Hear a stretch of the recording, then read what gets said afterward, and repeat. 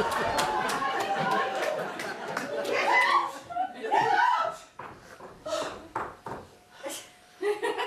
Dashwood, the poor girl. You are wanted here. So misused. Really, I have no patience with Fanny Dashwood. Why should it not be a match?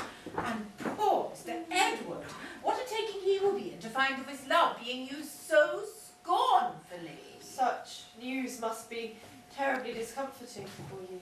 Oh, yes, indeed it is. I heard it as in a horror.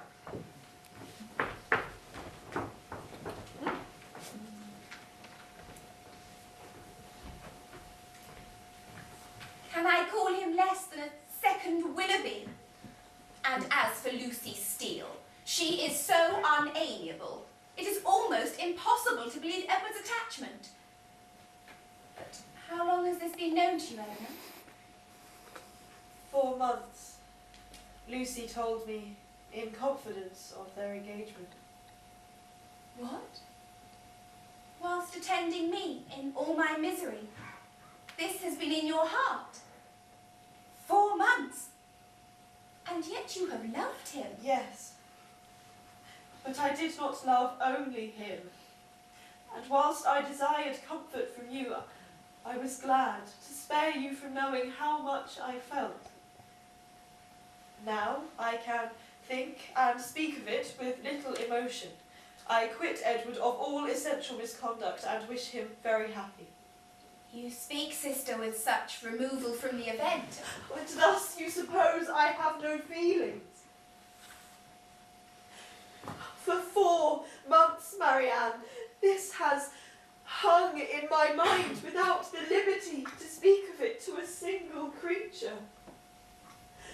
It was forced on me by the very person whose secret engagement ruined all my prospects and told me, as I thought in triumph. Oh, I have had her hopes and exaltations to listen to again and again. I have known myself to be divided from Edward forever without hearing one circumstance that could make me less desire the connection. I have suffered the punishment of an attachment without enjoying its advantages. But at a time when, as you too well know, it has not been my only unhappiness. Oh, if you can think me capable of ever feeling, surely you may suppose that I have suffered now. Oh, Eleanor, you have made me hate myself forever. How barbarous have I been to you? You that seemed to only be suffering for me. Because your merit cried out upon myself, I have been trying to do it away.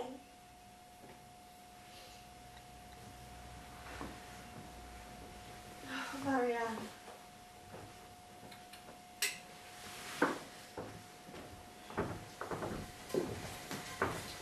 Fanny has suffered dreadfully. Mrs. Ferrars, too. A scene of such complicated distress. Fanny bringing Miss Steele into her home, and then to be treated with such ingratitude. And Mrs. Ferrars, well, she sent for Edward, but to no avail. Duty, affection, all was disregarded. He was stubborn, unfeeling.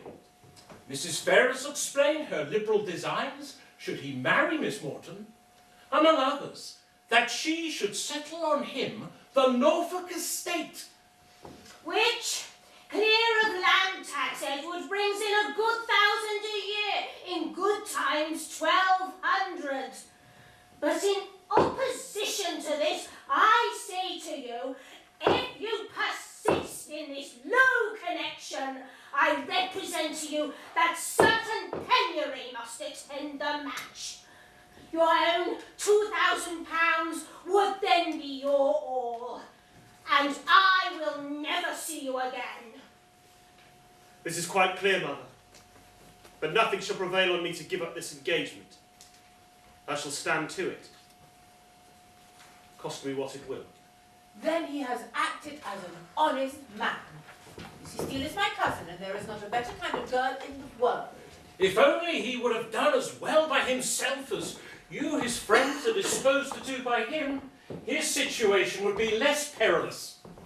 His mother has determined, given his obstinacy, to settle the estate on Robert immediately, which might have been Edward's. Oh, his own mother! That, I am afraid, is her revenge. This following upon Willoughby's marriage is blow upon blow. Willoughby is married. Yes, did I not tell you to that pert, proud girl he was pursuing for £50,000? Did I not tell you? Oh, why cannot I keep silent? The poor girl, the poor, poor girl.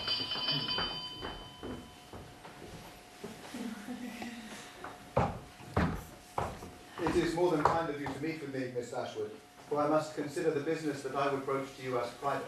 I have been waiting for an opportunity to say how glad I am that you and Marianne are friends again. And I am glad also. She has generously forgiven me the duel and has understood the difficulties of my past history. A history that does you only honour, Colonel. I have heard of the injustice your friend Mr. Ferrers has suffered at the hands of his family.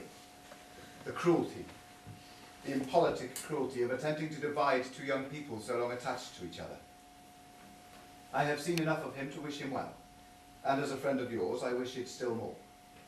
Will you tell him that the parish of Delaford, just now vacant, is his, should he think it worth his acceptance when he has taken orders?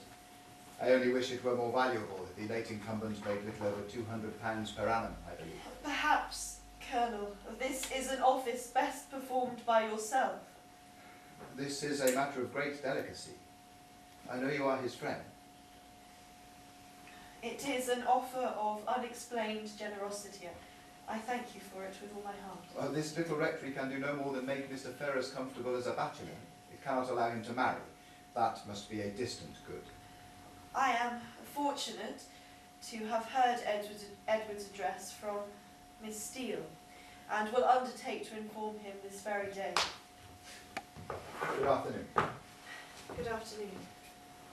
Colonel Brandon, do you love my sister?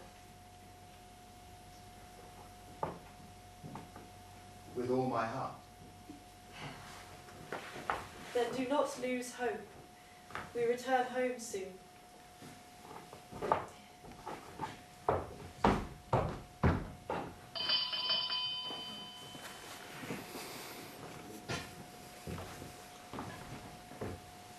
Miss Ashford, Mr. Ferrers. Mrs. Jennings told me that you wished to speak with me. At least I understood her so, or I should certainly not have intruded upon you. I am charged with a most agreeable office. Knowing of your desiring the pastoral life, Colonel Brandon, who I saw only an hour ago, says he has great pleasure in offering you the parsonage of Delaford, just vacant. Colonel Brandon? Yes, meant as a testimony of his concern for the cruel situation in which the unjustifiable conduct of your family has placed you. What can it be possible? The unkindness of your relations has made you astonished to find friendship. Not to find it in you. For to your goodness I owe it all. It is only your merit. I have had no hand in it. Then I must hurry away and give Colonel Brandon the thanks that you will not allow me to give you. He has made me an exceedingly happy man. Mr. Ferrers, I wish you well in future.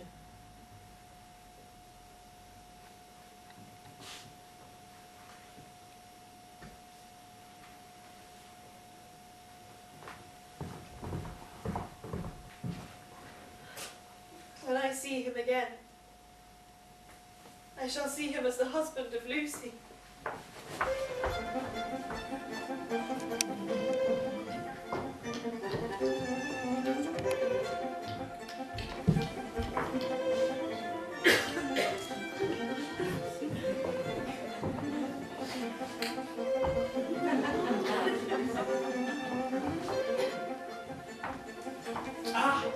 Miss Dashwood. Robert Ferrers. Well, you unknowingly provided me with an evening of immoderate laughter. Really? Edward, a clergyman, crammed into a tiny parsonage. Oh, it diverted me beyond measure. We may treat it as a joke, but he is ruined forever. And I must say that if he does marry this young woman, I will never see him again. His honest behaviour is due to his style of education, I suppose. Have you ever met the lady? Yes, once. The merest awkward country girl, without style, elegance, or beauty. Just the girl to captivate poor Edward. I regret I never had the chance to dissuade him, but now it is too late. He must be starved, you know. That is certain. Absolutely starved. Well, good day, Miss Dashwood. The old image of Edward in a white surplice did make me laugh. Lucy Steele.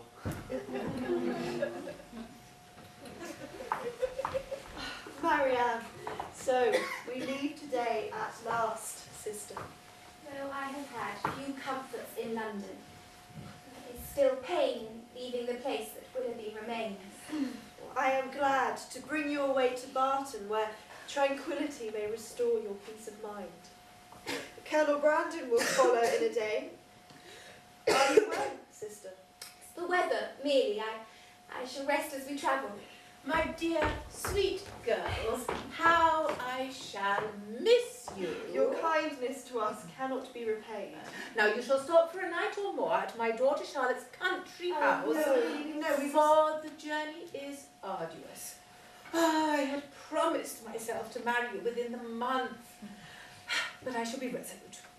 Goodbye, my perfect girls. Goodbye. Goodbye. Such a loss. Those lovely girls.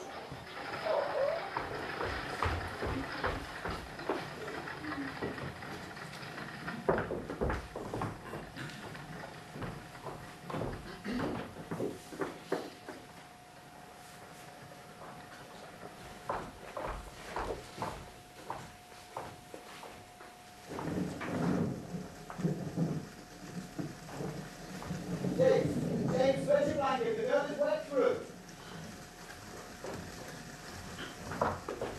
Oh, what has happened? As I was riding up the Palmer's Drive, I saw her fallen at the edge of the woods. Oh, Marianne, She is wet through. I did not know she had walked out. I will assist her to her room. Perhaps if you would warm a glass of the Palmer's brandy, then come to change her from these clothes. Of course. Thank heavens for your arrival, Colonel. Oh, I blame myself. Why would she leave the house in such ill weather? You are Miss Dashwood's sister, I believe.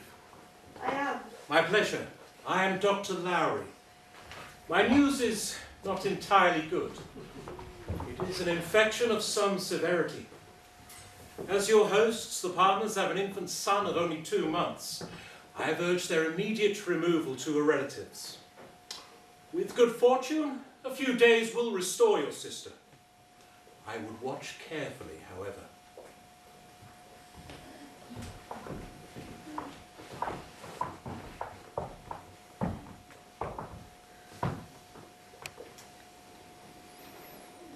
She sleeps at last, but such a painful slumber. Her lungs are overburdened. It is pitiful to hear her breath. You have passed the night with her. You have not eaten. Let me provide you. She is unable to sit up.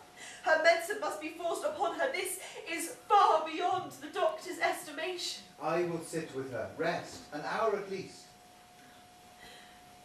How would I manage without you, Colonel?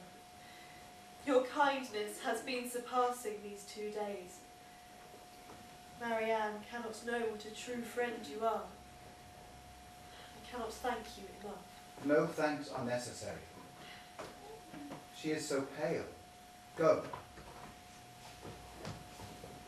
Oh, sister. Her pulse is lower and quicker than ever. We must send for the doctor and dispatch a messenger to Barton for our mother. Both shall be done at once. I shall write for Mrs. Dashwood myself. It is 12 o'clock now. You may look for my return by 9 o'clock tomorrow night. The comfort of such a friend as you, I cannot measure it.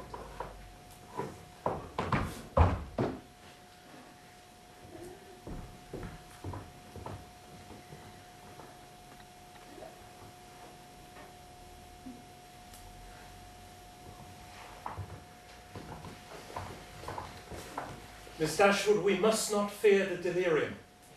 It is the fever itself that is unabated. But I will try fresh application. I am determined the danger will be contained. I see the cruel anxiety takes its toll on you. You must rest. Is it possible that all relief has been in vain, that we have delayed too long? Is there no comfort or hope? There is. You must trust that these difficulties may still be obviated.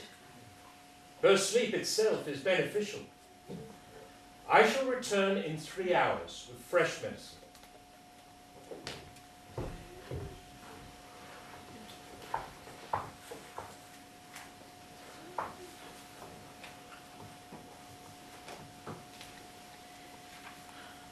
I am here, my darling. I fear, Marianne, that this has been brought on by all the disappointments you have suffered. But know how many love and esteem you.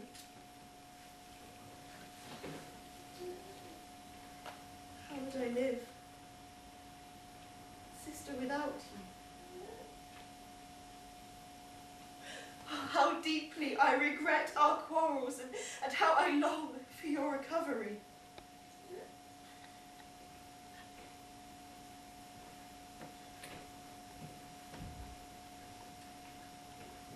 Marianne?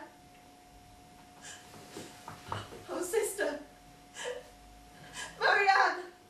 Come back to us, sister, please. Sister.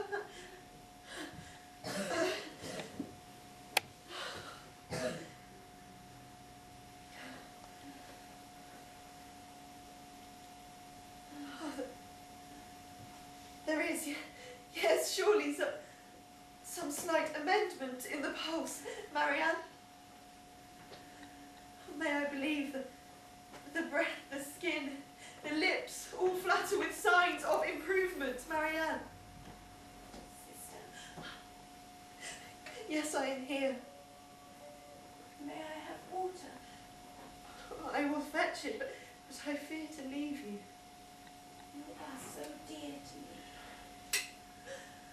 I have never been so happy to hear you speak. The fever is breaking, I think. What joy to have you cool to my touch. Thank God. It is the Colonel and Mamma, I think. Oh, Marianne, this is such good fortune.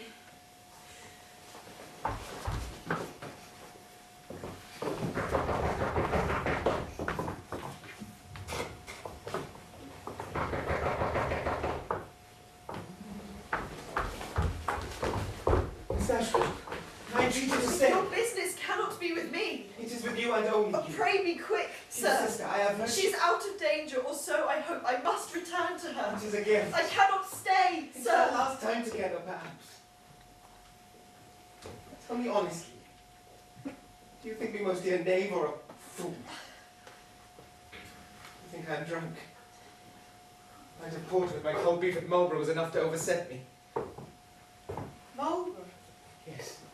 I left London this morning at 8 o'clock, and the only 10 minutes spent out of my chaise since then procured me a luncheon at Marlborough. Your coming here in this manner and forcing yourself upon my notice needs a very particular excuse. And even if I can, to make you hate me 1 degree less than you do now.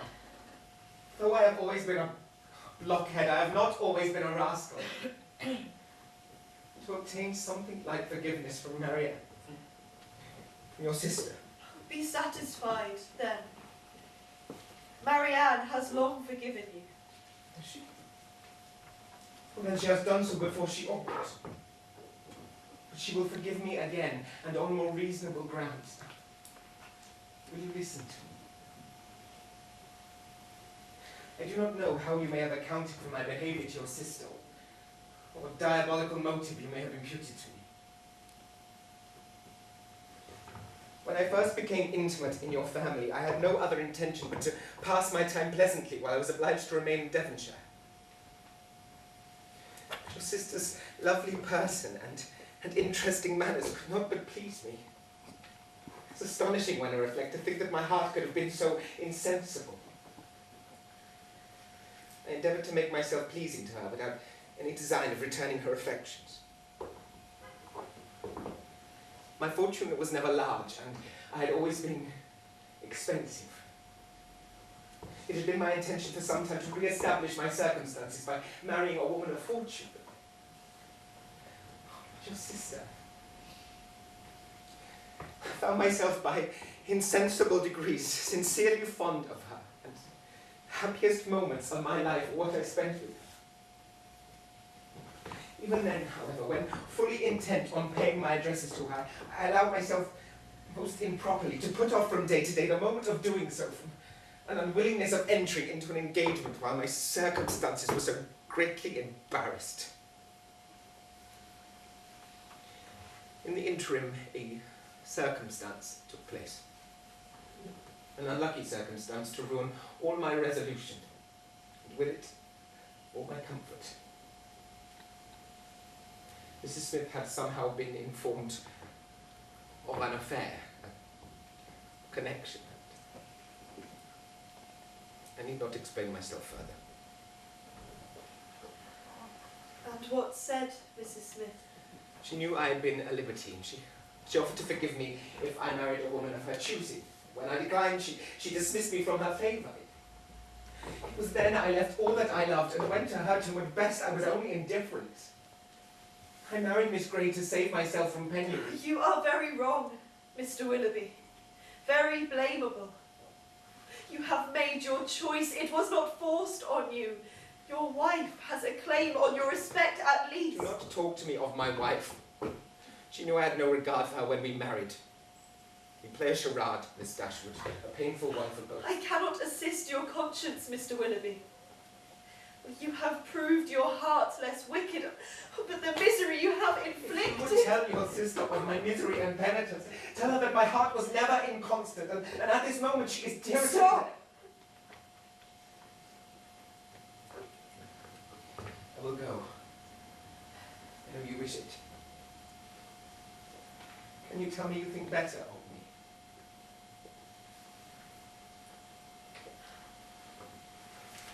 I wish you well, Mr. Willoughby. If I were ever by any blessed chance at liberty again. Once more, goodbye.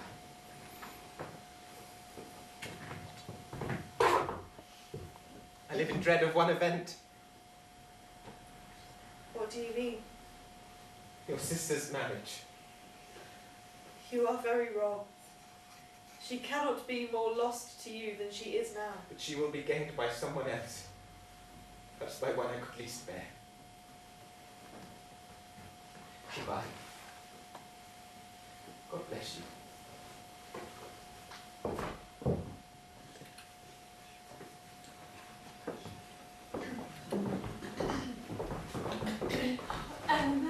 I am, I think, the happiest woman in the world.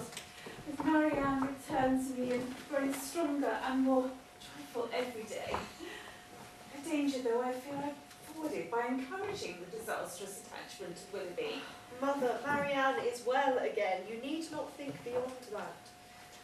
Dearest Eleanor, you were never like me, and I wonder at your composure now.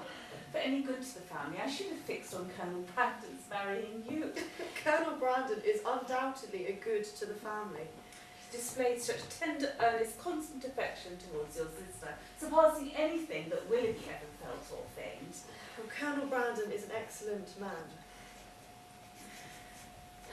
His own merits must soon secure it. I told him I would do all I could to fit forward his suit. But he is not sanguine. He fears her past affection too deeply rooted. And even supposing her heart were free, his age and disposition would fail to attach her. We must work prodigies.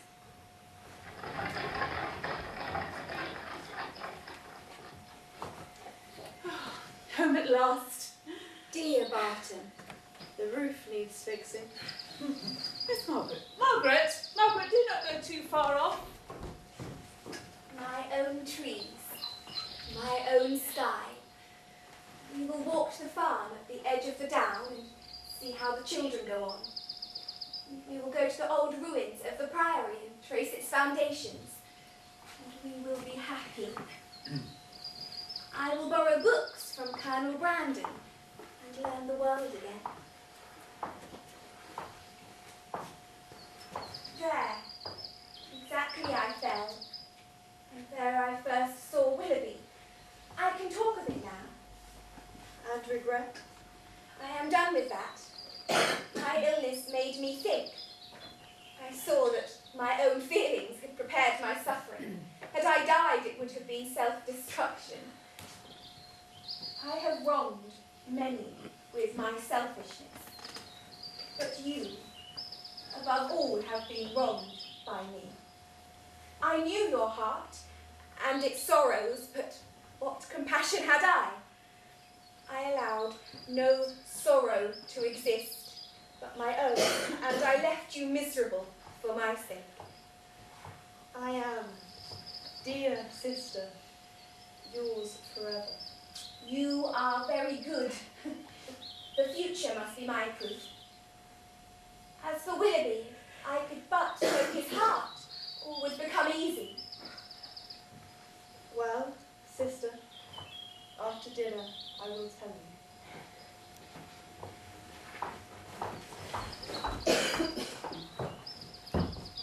Miss Dashwood, what a pleasure. You look quite splendid. I believe, Colonel, that you, to whom I owe so much, must call me Marianne. Miss Marianne. We are friends, are we not? We are, yes. Will you take my hand? Walk with me. We need not speak. So, Thomas, the hedge there should be cut low, and the oak's dead branches should be limbed. Anything else, miss? No, thank you, Thomas. I suppose you know, miss, that Mr. Ferris is married. Who told you that Mr. Ferris is married? I seen Mr. Ferris myself, miss, this morning in Exeter. And his lady too, Miss Steele as was. They was stopping in a chaise at the door of the New London Inn, so I went there with a message from Sally at the park to her brother, who's one of the postboys.